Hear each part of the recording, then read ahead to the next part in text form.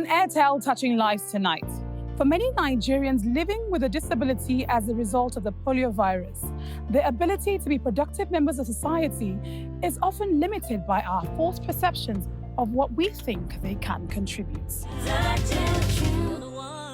Touching lives.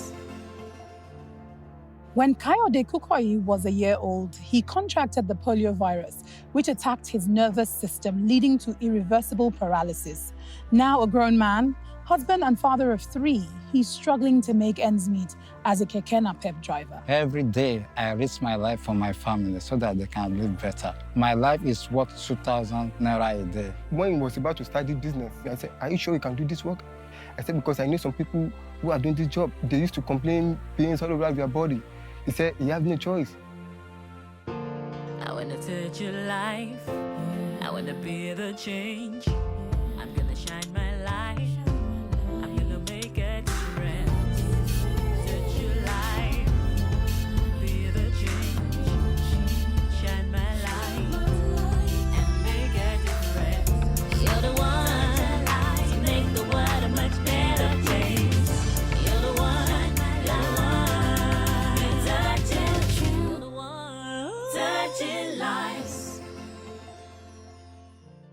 Good evening and welcome to Airtel Touching Lives. My name is Wana, and just like Airtel, I'm passionate and committed to making a difference and transforming lives. Now, polio is an infectious disease that affects the nervous system, sometimes causing paralysis. Regardless of numerous efforts towards eradication in different countries, we still have thousands of people living with the disabling effects of the polio virus. Kayode Kukoyi is one of such people. Touching lives.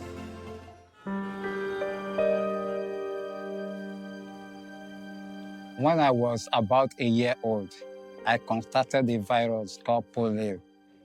So from then, I've been living with disability, physical disability.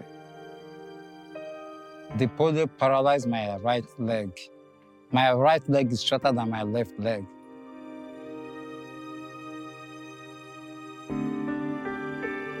This crutches, it represents my freedom because without it, I can't move around. So every year I have to change it because the rubber wears out.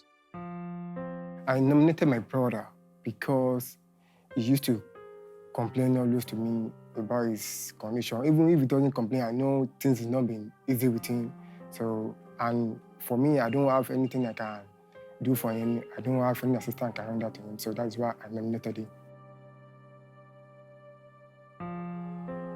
In our community, there is a discrimination. At times when my brother is going out, some people, they touch him anyhow. They say, "Oh, you just go away, you handicap." I mean, even the madman is driving. When he's driving, some motorists, when they are going to say, "Hey, can't you stay in one line? Want to come and stay in one line?" If they see his crutches, they say, "Oh, you're handicapped and you're driving like this. Come on, stay in one line." So at the time when I'm with him, I feel bad. I don't feel happy. I'm 41 years old, but before I didn't do any job because wherever I look for job, they will not give me a job. When I see a vacancy outside, and if I go in there, they will say no vacancy because of my crutches. In this part of the world, people treat people with disability as if they are nothing. They don't treat them very well. If you go out look for a job, they will not give you a job.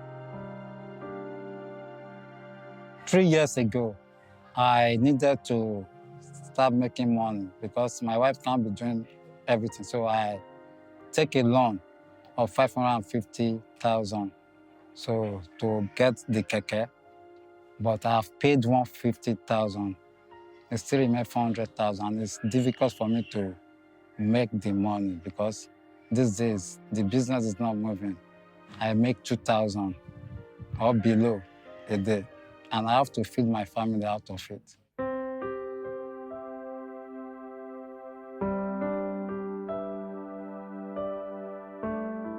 I met my wife when I was in Mushin, not this area. So we live in the same streets. That's why I met her. and I, first of all, be a friend with her. But the family, they are not in support. But God take control. When I look at my husband, I did not see him as a disabled man, but I look him as a good man. What I see Mabel sees in me is that she sees that I'm a courageous person, and she thinks I'm intelligent. My husband is good and is lovely to people and to others. And my wife, she sells foodstuff, cook one, and she uses it to support the family. Before the birth of my third child, I was the businesswoman. I sell food, indomie, rice. People knows me. I have many customers. I have two children, Moses, 10 years, and Ezekiel, 9 years. So last year, a year ago, I discovered that my wife was pregnant. I was very shocked. I couldn't sleep because I didn't plan for something like that, and there is no cash to take care of all of that thing. So I was shocked. Since the birth of Emmanuel, things have not been easy for us. I haven't been doing anything. When he was about to start the business, driving down Maruwa, when he told me, I said, "Are you sure you can do this work?" I said, "Because I know some people who are doing this job, they used to complain pains all over their body." He said, "You have no choice." As a father with 3 children, it's not easy to pay school fees and to buy foodstuff at home and medical bill and all of that. It's not easy. We don't really consume too much because the little we have, we just have to manage it. When we eat in the morning, we have to wait till night so that we can manage the resources that I bring home. Whenever he comes home, it's the little money he brought home. That's what we use for the day. It's one day feeding. He go out to make. So he doesn't have any savings anywhere or not. I don't make much money like others who are able, that can work a long period of time. And I don't like speeding. And if you can't speed, you can't make much money, because if you are seeing a passenger in front of you, before you reach there, someone from the back will come and pick the passenger. Driving the Maruwa is not be easy with him, because at times he used to complain that he used to feel pains all over his body. Even though at times he said it doesn't feel like going to work, but he said when he think of his family, they need to feed them and to pay for his children's school fees. So he will try and make sure he go out and work. When I get home at the end of the day, my hands and my waist, I always feel pains there. I don't like my husband hurting his body that is not feeling good, but I have no power to help him.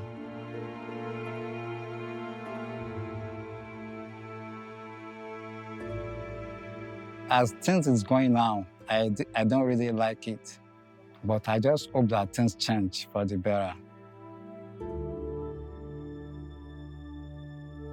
My dream for my brother is to get another job apart from this driving keke. Everything I do it for my family so that they can have a better future.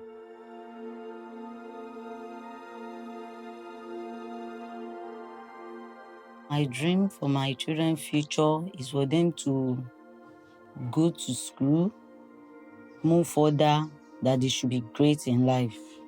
My brother believes he's not disabled because he tried to do everything that we can do. Before he's driving this Maruwa, he seek for the job in most of the company, but they say, due to your condition. They said, we wish to employ you, but we wish to give you a job, but due to your condition, we cannot give you a job. Life for me is very hard, but I remain positive.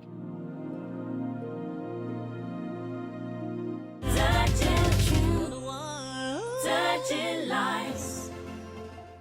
Kayode is a man wanting the best for his family, even if it means breaking his body day in, day out to pay the bills. You can join the conversation about tonight's program on social media. You can follow us on airteltouchinglives.com.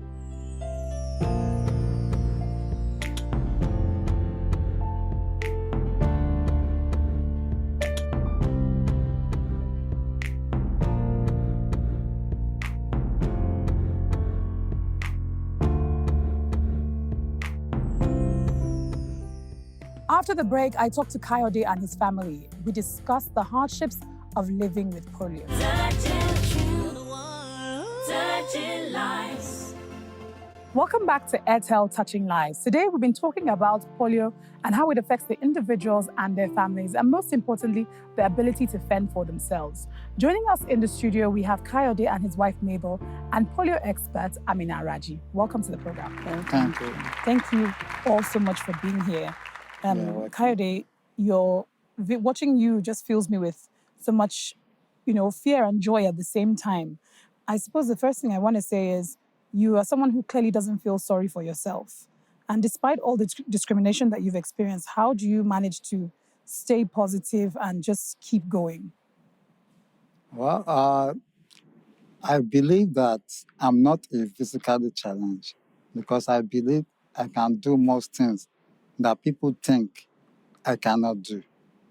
So I don't believe that I'm a disabled. So I face many challenges, but I'm trying to prove to them that I'm not a disabled. What are some of these discriminatory practices you've experienced towards you? Like if I see a vacancy here now and I go there, they will say, sorry, we have no vacancy. And I know there is vacancy there. That's one of the discriminations. Mabel, I know that you're as his wife, you have to watch him go through all of this. What are some of the biggest struggles that you watch him facing, and how does it affect you? It affects me a lot because I don't like the way people discriminate him. That's it. And how do you deal with the fact that, you have to do a lot of work for the family as well? I have to support him in anything. Why is polio so prevalent in Nigeria? Even if we've read all the stories about, eradication as a result of vaccination in different countries. What is it? What are we not doing well here? Mostly, let me just appreciate Mr. Kayode. He has been a man on his own side. At least has tried feeding himself and the family at large. And thank God that he has children. That's just the main paramount in it. But the prevalent things that we have here in Nigeria about this polio is that some people neglect that health is wealth.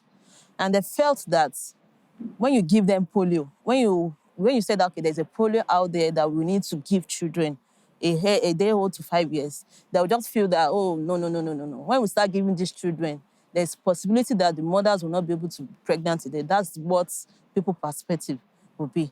But the way it is now, thank God that Nigeria has been changing in terms of polio eradication because 99% of it now has been okay. What are the causes of polio? Is there a treatment for it? Is it contagious? I guess these are things that people need to know as well. Yes. First and foremost, there is no cure for poliomyelitis.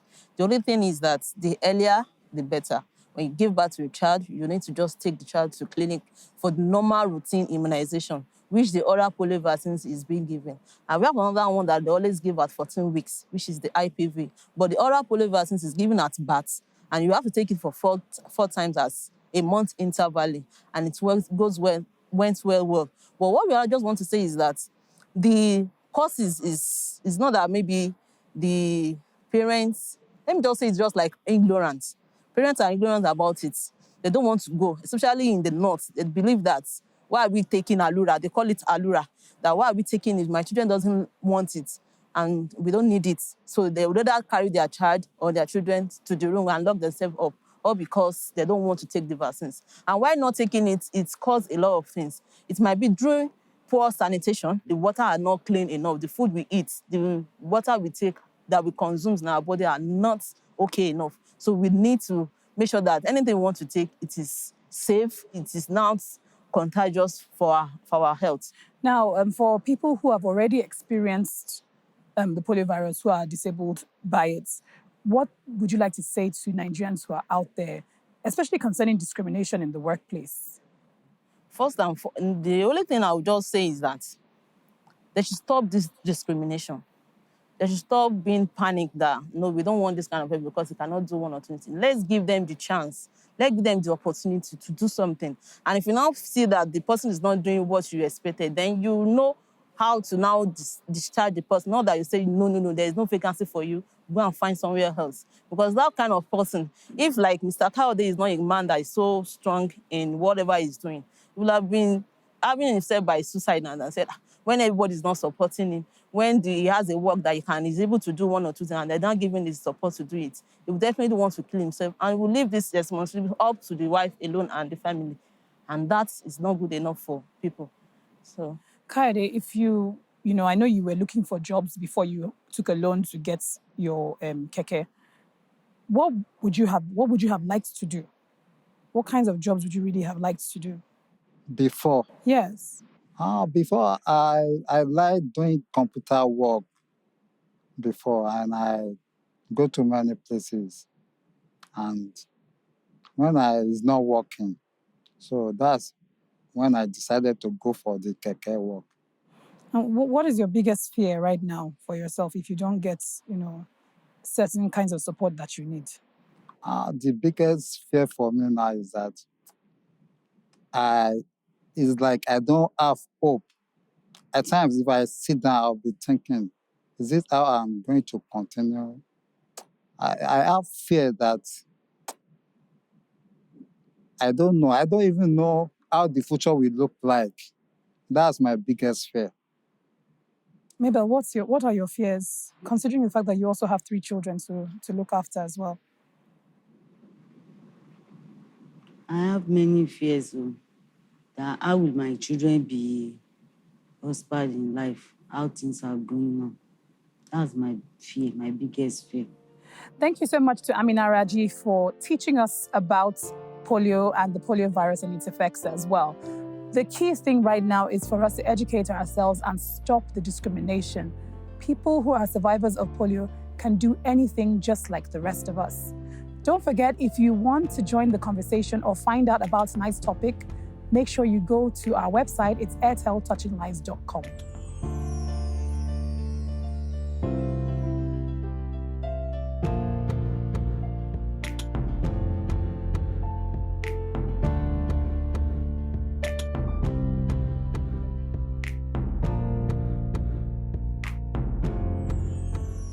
After the break, Airtel Touching Lives will be back with a surprise for Kayode and his family.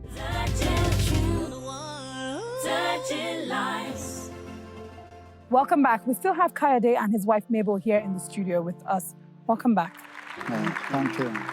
You talked about the fact that you pretty much just earn 2,000 naira a day. Yeah. And you had to stop doing your business because of the baby as well. Yes. How are you living on 2,000 naira a day, feeding 3 children? We have to manage.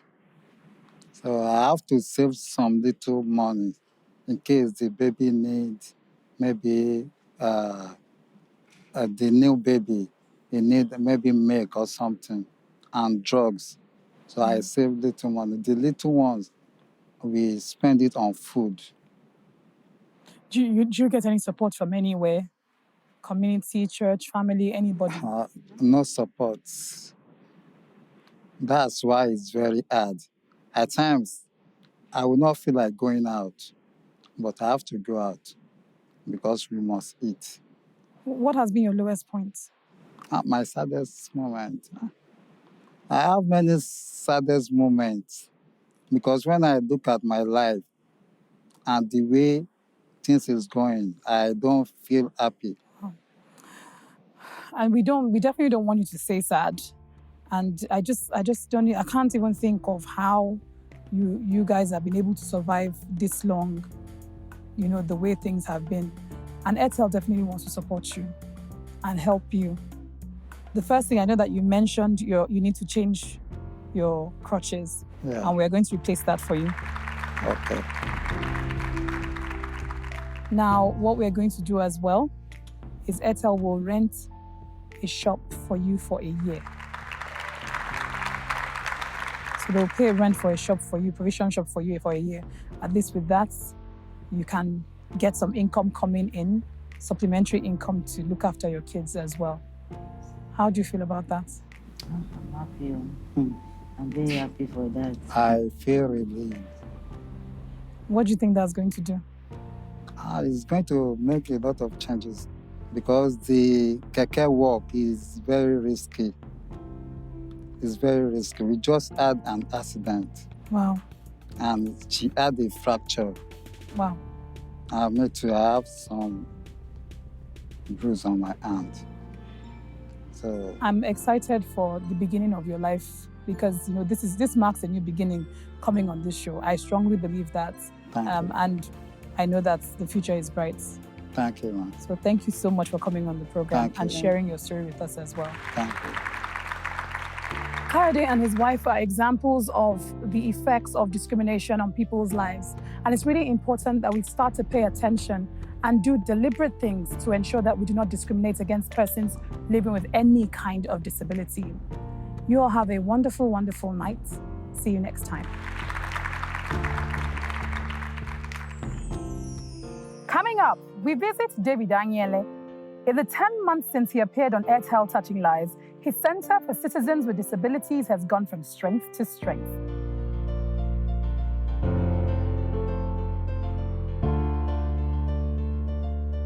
Thank you, Airtel. We are glad that you came. And for Emmanuel Onyeka, his dream of completing his studies has been dashed. A tragic Okada accident in 2015 had left him an amputee.